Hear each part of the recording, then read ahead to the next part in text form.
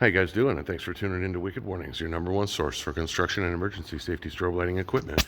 What we're looking at here on this beautiful 2025 Ford F-250 XTX is our plug-and-play auto flasher kit on the DRL, as well as our auto flasher kit on the 5 roof lights. Now, they're going to come with everything that you need. We are running all this off the factory auxiliary switches, but if you needed a switch and fuses, we have those. We have 2 of our slicer lights here in amber white around on the front bed steps.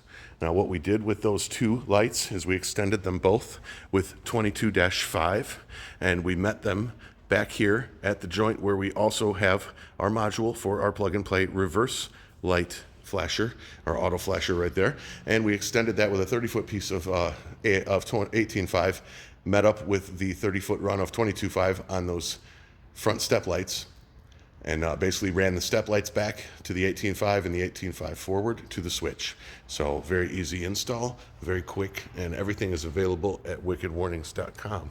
So if you like a simple, clean package just like this, and you've got an STX just like this, go ahead and give us a shout, and we'll make sure you get everything that you need.